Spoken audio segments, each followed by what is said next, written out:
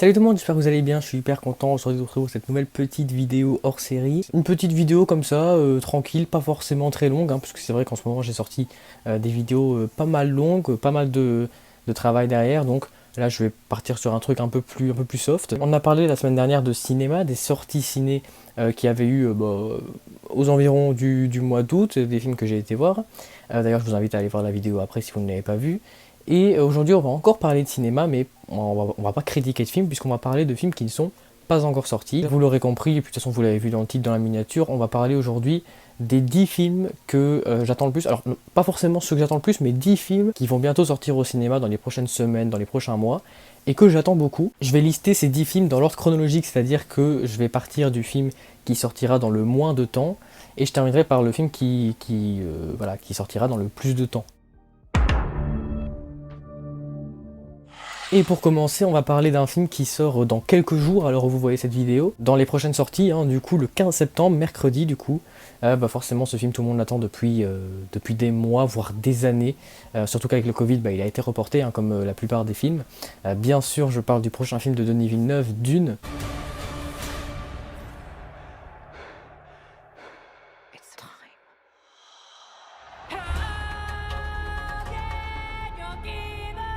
Et désolé, j'ai encore le bug sur la télé des bandelettes blanches autour de la photo, je sais pas ce qui se passe. Mais bon, c'est pas grave, on va quand même parler de Dune. Alors, j'ai pas lu le livre, j'ai pas vu le premier film de David Lynch, mais l'histoire a l'air vraiment intrigante. J'aime bien Denis Villeneuve, honnêtement, la plupart de ses films. J'ai pas vu tous ses films, pas du tout, mais dans ceux que j'ai vus, il me semble que je les ai tous plus ou moins appréciés. Blade Runner 2049, Premier Contact. C'est un réalisateur essentiellement de science-fiction, qui fait toujours des productions hallucinantes, qui visuellement claquent. Il y a très souvent une photographie incroyable. Dans Dune, ça a l'air d'être le cas. Visuellement, ça a l'air extrêmement abouti. Niveau de l'histoire, je sais pas si je vais tout comprendre, mais ça a l'air cool. Villeneuve crée entre guillemets un véritable univers, un peu comme Star Wars. Donc ça a l'air intriguant, casting incroyable. J'ai rarement vu des films avec un aussi bon casting. Chalamet, Zendaya, il y a Jason Momoa, il y a Josh Brolin, il y a Dave Bautista, voilà. Il y a qui d'autre? J'ai complètement oublié. Rebecca Ferguson, il y a Oscar Isaac, bien sûr. L'avant-première à Paris s'est déroulée, à l'heure où je tourne cette vidéo, il y a 2 jours. Ou même hier, je sais plus. Et les gens ont été pas agréablement surpris, parce que c'est pas surprenant, on sait que le film va être bon. Voilà, le film est déjà un succès avant sa sortie, on le sait très bien. Mais les gens ont aimé, la presse a aimé, tout le monde a aimé plus ou moins. J'ai hâte qu'il sorte, j'ai hâte d'aller le découvrir. Et voilà, tout simplement. Pour le deuxième film, peut-être un film pour lequel les gens sont un peu moins hypés que moi, parce que c'est la suite d'un film que les gens n'aiment pas, mais que moi j'aime énormément, un film de Marvel, pas du MCU. Bien sûr, je parle de Venom 2, Let There Be Carnage. Like family.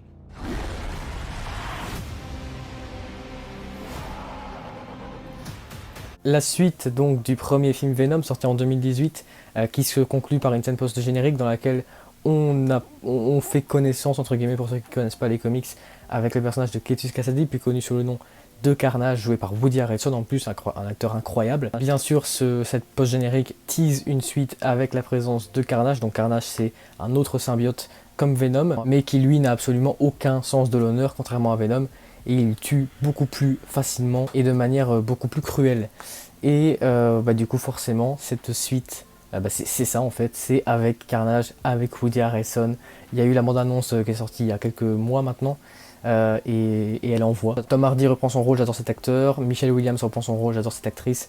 Woody Harrelson arrive dans la saga, c'est un de mes acteurs préférés, donc forcément je suis très content. En plus, c'est réalisé par Andy Serkis, qui est un de mes réalisateurs préférés. Pas du tout, un de mes acteurs préférés aussi, et qui là se met à la réalisation. Ça a l'air de faire peur, ça a l'air d'être encore plus sérieux que le premier film, encore une fois. Je pense que c'est le film que j'attends le plus depuis des années maintenant, depuis la sortie du premier film, en fait, depuis donc 3 ans. Il sort le 13 octobre en Belgique, en France je pense que c'est le 20, et donc voilà, j'ai vraiment hâte. Parlons maintenant d'un film qui sort le même jour que Venom 2, d'un tout autre style. À la base il devait sortir en août, mais au final ils l'ont reporté pour le 13 octobre aussi. Biopic sur Gustave Eiffel, un film qui s'appelle Eiffel. C'est ensemble qu'on va l'achever! Adrien!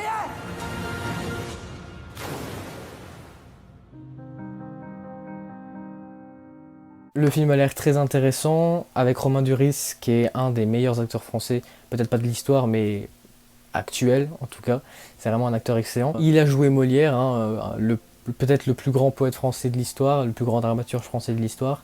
Et maintenant il joue Gustave Eiffel, donc l'architecte de la Tour Eiffel, hein, évidemment. Quand je passe à Paris et que je vois la Tour Eiffel, moi je suis comme un dingue parce que j'adore cette ville, j'adore la Tour Eiffel, enfin je trouve ça magnifique. Donc voir un film sur sa conception et sur la vie de son architecte, je trouve ça super intéressant pour ma part en tout cas. Encore une fois, casting qui m'a l'air cool. Romain Duris encore une fois et Emma Mackey, qu'on connaît tous pour son rôle de Maeve dans Sex Education, elle joue ici aussi. Je pense que c'est la première fois, peut-être pas la première fois qu'elle joue dans un film français, mais elle fait essentiellement des trucs aux États-Unis. Et là, elle fait un truc en France, donc c'est assez cool. Je sais pas s'il y a une bande-annonce qui est sortie, je pense que oui, mais en tout cas, je l'ai pas encore vu. Dans tous les cas, je fais confiance à ce film. C'est un film français, mais ça a pas l'air d'être un film français comme on en voit tous les jours, à savoir ou une comédie nulle ou un film d'auteur chiant. Non, ça a l'air d'être un bon film honnêtement. Donc j'ai vraiment hâte de le voir, n'hésitez pas à me dire en commentaire si vous aussi.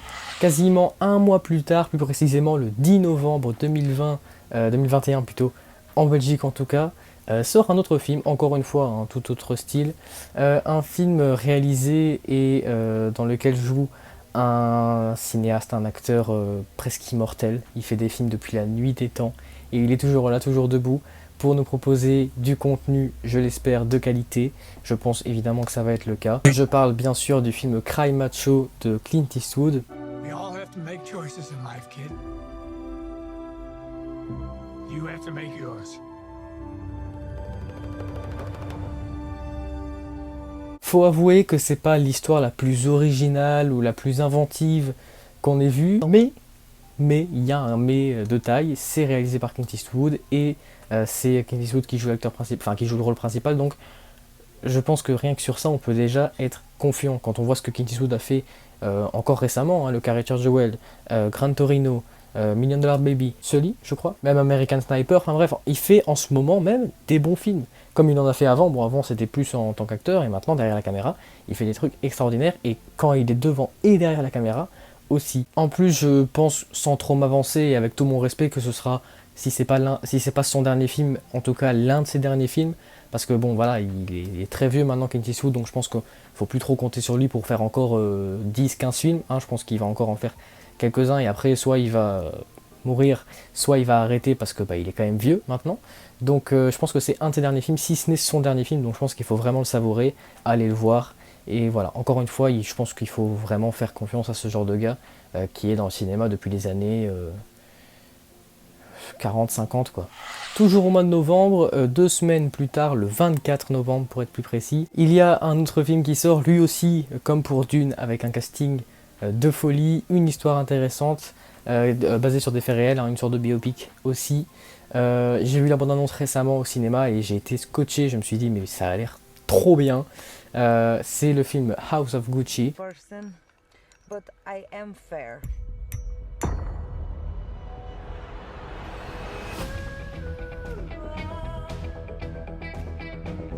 Qui est en gros un film, une sorte de biopic encore une fois, sur la maison Gucci, sur la famille Gucci, sur voilà, comment ils sont devenus, comment Gucci est devenu une marque voilà, populaire et connue comme ça, bref. Encore une fois, casting de rêve, mais de rêve. Adam Driver, voilà, qui a été nommé aux Oscars récemment.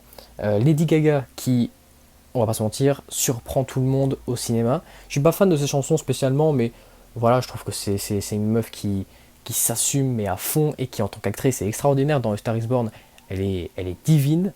Et là, franchement, je l'ai vu dans la bande-annonce et elle a l'air mais magistrale. Il y a aussi Al Pacino, bon, légendaire évidemment, je vais pas parler de lui.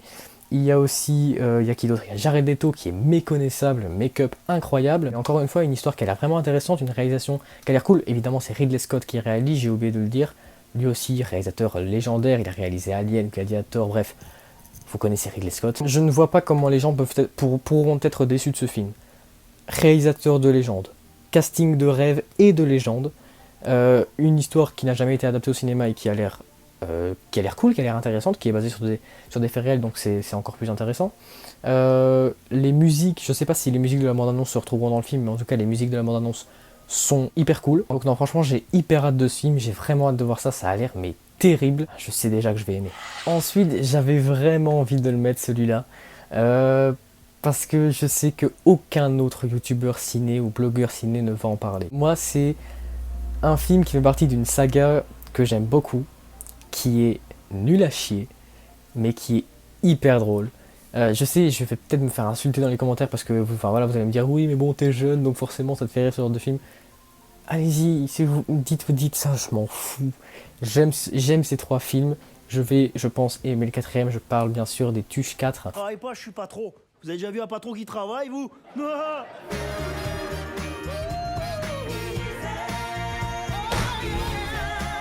J'ai jamais parlé des Tuches sur la chaîne. Premier film, honnêtement, sans plus. C'est cool, c'est divertissant, c'est marrant et tout, mais sans plus. Le deuxième, par contre, j'adore. Aux États-Unis, c'est à mourir de rire. Les Tuches qui débarquent aux States, enfin, c'est à pleurer de rire. Et le troisième, je pense que c'est mon préféré des 3, où Jeff Tuche devient président de la République. Là aussi, ça n'a absolument aucun sens et ça donne lieu à des scènes, des situations, mais incroyables, mais vraiment incroyables. Encore une fois, c'est pas des bons films spécialement, c'est pas spécialement bien écrit, c'est des dialogues très faciles, c'est de l'humour aussi très facile, très con, mais perso, sur moi, c'est efficace. Et voilà, les Tuches 3, j'ai été le voir en avant-première au cinéma quand il est sorti, donc en 2018, et tout le monde dans la salle était plié, la salle était remplie, donc voilà. Je pense pas que je sois le seul à qui ce genre de film fasse rire. Les Tuches 4 se déroulent à Noël. D'ailleurs, à la base, il devait sortir à Noël 2020. Mais à cause du Covid, il a été reporté à Noël 2021. Parce que forcément, ils vont pas sortir en juillet, ça n'a aucun sens. La famille Tuche s'agrandit dans le film apparemment. Donc de ce que j'ai pu voir. J'ai vu la bande-annonce il y a pas mal de temps, donc je me souviens plus trop. Mais je sais que voilà, des cousins ou des frères à Cathy et Jeff Tuche arrivent et ils sont fâchés depuis plusieurs années. Et je pense honnêtement que voilà, ça va être drôle. Et même si, encore une fois, scénaristiquement, artistiquement, ça va pas proposer quelque chose de très original, de très innovant, ou voilà, de forcément très intéressant, je pense que ça va me faire rire, et c'est le but de ce film, puisque c'est une comédie. Donc j'ai hâte de le voir, j'ai hâte de me détendre devant l'écran, et de juste kiffer, quoi, comme pour les 3 premiers. Le prochain film, j'ai hésité à le mettre, mais au final, je me suis dit, bon, si tu ne le mets pas, tu vas te faire déglinguer, puisque tout le monde attend ce film depuis 2019, on va dire. Au départ, j'attendais pas trop. J'étais très méfiant par rapport aux rumeurs sur le film et à ce que les gens voulaient qu'il propose. Je me suis dit non, c'est pas une bonne idée. Et au final, ça a l'air plus autonome, plus indépendant. Ça a pas l'air d'écouter le public. Ça a l'air de faire quelque chose de ce que Marvel avait prévu de faire, parce que c'est un film Marvel. Je parle du film Spider-Man 3 No Way Home.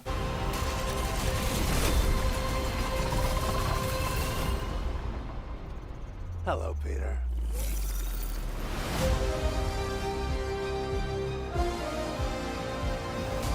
Je vous préviens direct, avec la bande-annonce qu'on a eue, si Tobey et Andrew Garfield sont dans le film, ce sera sans aucun doute, s'ils le sont, dans un petit caméo. Parce que, voilà, ils ne feront pas partie de l'histoire principale, c'est impossible. Et peut-être que d'ailleurs ces caméos auront été faits en urgence, quand les gens ont mis sur les réseaux sociaux qu'ils voulaient Tobey et Andrew, alors que ça se trouve au début c'était pas du tout prévu, peut-être, mais dans tous les cas je pense pas qu'on les verra plus. Bref, parlons du film en lui-même. J'ai vu la bande-annonce, le film a l'air cool. J'aime beaucoup le Spider-Man de Tom Holland, vous le savez, pour moi c'est le meilleur des 3 incontestablement. Voilà, il n'y a même pas d'hésitation possible. Tobey Maguire, il manque de charisme, mais c'est affolant. Il est populaire parce que c'est le premier Spider-Man, c'est celui avec lequel les gens ont grandi, donc forcément c'est celui que les gens préfèrent, même si c'est pas forcément très objectif. Andrew Garfield, pas mauvais honnêtement, mais peut-être trop charismatique, trop beau gosse, trop sûr de lui, encore une fois, je le dis souvent. Donc pas Spider-Man parfait, enfin si, Spider-Man parfait, mais pas Peter Parker parfait. Par contre Tom Holland, incroyable. Voilà, ce mec est né pour jouer Peter Parker, c'est incroyable. Le film en lui-même a l'air cool. On découvre, bon, il a l'air un peu fanservice quand même. Hein. Voilà, Octopus de Alfred Molina, le Bouffon Vert de Willem Dafoe, Electro de Jamie Foxx. Donc oui, ça a l'air bizarre. Et il me semble qu'il y aura l'Homme Sable aussi. Donc ouais, c'est un peu fanservice sur les bords. En plus il y a Doctor Strange, donc ouais, je sais pas. Mais l'histoire en elle-même a l'air sympa, divertissante, c'est tout ce qu'on demande dans un Marvel. Visuellement, bon, comme d'hab, ça a l'air abouti. En plus, ils ont fait le film assez vite parce que le Far From Home est sorti en 2019, donc il y a 2 ans. Et là, il y a déjà No Way Home qui est prêt à sortir, donc c'est assez cool, on n'aura pas dû attendre trop longtemps. Et le même jour, ils nous pondent un autre film, un autre blockbuster que les gens attendent, non pas depuis 2 ans, mais depuis, on va dire, presque 20 ans. Lui aussi, j'ai hésité à le mettre dans la liste, mais au final, je me suis dit, bon, au départ, t'étais pas confiant, mais au final, pourquoi pas, parce que peut-être que, voilà. Je suis de plus en plus confiant, et j'ai surtout de plus en plus d'espoir pour ce film. C'est le film The Matrix Resurrection, donc le 4e film de la saga Matrix. Revenir à l'endroit où tout a commencé. Revenir dans la matrice.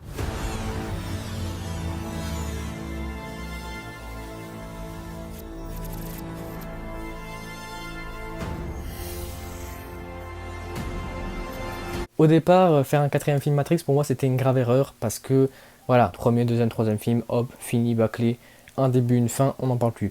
20 ans plus tard, faire un 4e film, je trouve pas ça forcément logique. Surtout, enfin, ouais, je sais pas.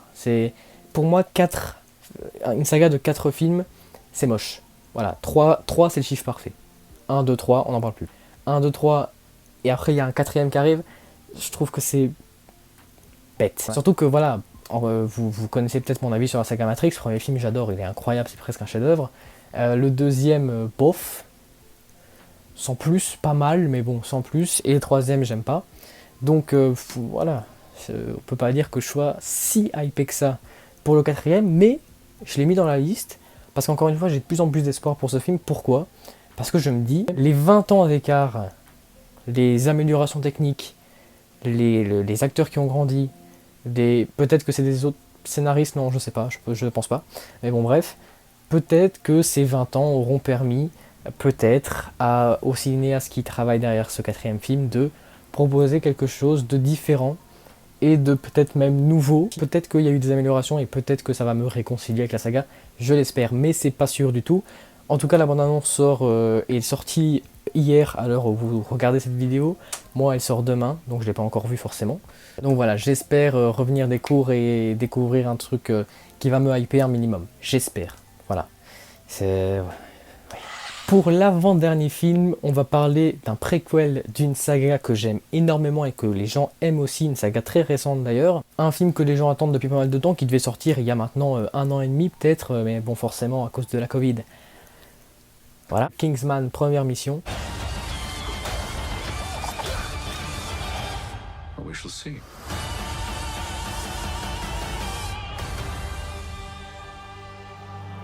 Qui sort donc la semaine après Spider-Man et Matrix, donc le 22 décembre 2021. Pourquoi pas ? Encore une fois, j'aime beaucoup le premier Kingsman, le 2e aussi, j'aime beaucoup ces 2 films. Là, c'est un préquel donc qui se déroule plusieurs dizaines d'années avant. Il me semble que c'est pendant la première ou la seconde guerre, je sais plus. Le film a quand même l'air un peu chelou. T'as Ralph Fiennes qui se trimballe avec des longs cheveux, le mec qui ressemble à un chanteur de métal, enfin tu comprends pas trop le délire. Les Kingsman à l'époque, ouais, ça a l'air quand même étrange, mais le film m'intrigue beaucoup. Je suis curieux de voir évidemment les origines de la société Kingsman, j'ai envie de dire. Évidemment, j'ai beaucoup plus hâte de voir Kingsman 3 avec les retours, je l'espère, de Taron Egerton et de Colin Firth et tout ça, bien sûr, mais franchement, le préquel, pourquoi pas. En plus, il y a un casting très très bon. Il y a Ralph Fiennes, il y a, il me semble, Stanley Tucci, Djimon Hounsou aussi. En tout cas, le film sort le 22 décembre et ouais, ouais, j'ai hâte. Et pour le 10e film, on va parler d'un film de super-héros qui sort dans pas mal de temps, qui sort en 2022. Mais j'ai vraiment hâte de le voir. La bande-annonce, la première bande-annonce est sortie il y a 1 an.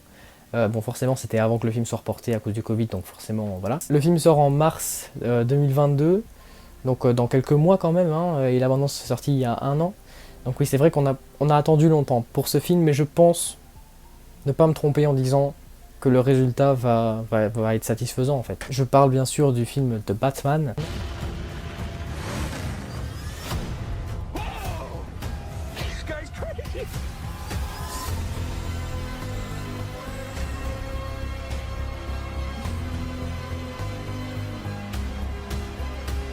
Nouveau reboot du Chevalier Noir, voilà, après la trilogie de Nolan, non, après les films du DCEU. C'est Matt Reeves qui réalise le film. Matt Reeves, c'est le réalisateur, vous le savez, des 2 derniers opus de la trilogie de La Planète des Singes avec Andy Serkis. Andy Serkis qui joue dans The Batman, qui joue le rôle d'Alfred Pennyworth. Pourquoi pas, c'est pas le meilleur choix d'acteur pour Alfred Pennyworth je trouve, mais j'adore cet acteur donc franchement ça me dérange pas. Mais revenons à Matt Reeves, superbe réalisateur, il a réussi à apporter sa touche dans la planète des singes et il a fait peut-être les 2 meilleurs films de la planète des singes de tous les temps. Voilà, alors qu'il avait aucune expérience dans le cinéma, il a fait des trucs assez sombres, assez dark, assez mélancoliques mais qui marchaient vraiment bien. Voilà, très épique aussi, et The Batman ça a l'air exactement ça. Il me semble d'ailleurs que le film va être pas un film d'horreur mais presque. Il y aura le Sphinx joué par Paul Dano, qui est un acteur génial.